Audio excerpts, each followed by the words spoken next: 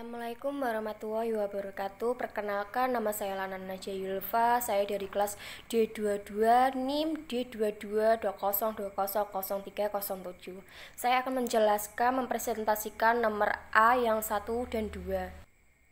1. Macam-macam kelenjar endokrin pada manusia serta dan fungsinya itu ada 8. 1. Kelenjar hipofisis yang berfungsi untuk membantu mengatur pertumbuhan, tekanan darah, produksi dan membakar energi dan berbagai fungsi organ lainnya yang berada di bawah otak besar. 2. Kelenjar pineal yang berfungsi untuk menghasilkan hormon melatonin berada di dalam bagian dalam otak. 3. Kelenjar tiroid yang berfungsi untuk berperan mengatur hormon hingga mengendalikan sel maupun organ, berada di daerah leher dan mengekskresikan hormon tiroid T3 dan T4.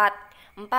Kelenjar paratiroid yang berfungsi untuk mengendalikan kadar kalsium dalam darah, terletak di daerah tempat duduk gondok pada leher, tepatnya berada di belakang tiroid.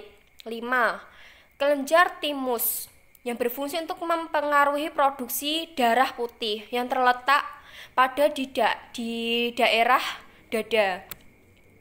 Kelenjar adrenal berfungsi untuk mengubah glikogen dalam otot menjadi glukosa di dalam darah, terletak di bagian atas ginjal.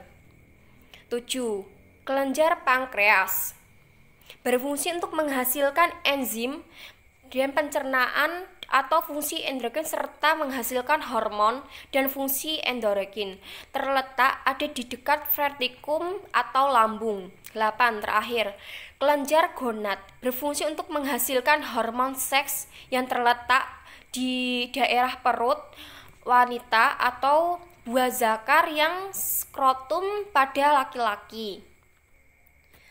Yang 2, saya memilih mekanisme kerja hormon kelenjar tiroid.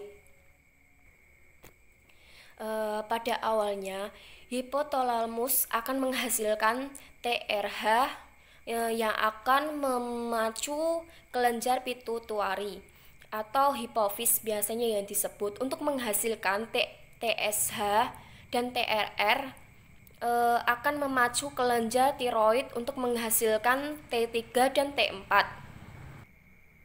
Tritropin stimulating hormone disebut TSH memacu kelenjar tiroid untuk menghasilkan T3 dan T4 RRH tropin releasing hormone yang dihasilkan hipotalamus tiroid T3 dan tetroid tiroksin T4 yang akan dihasilkan oleh kelenjar tiroid.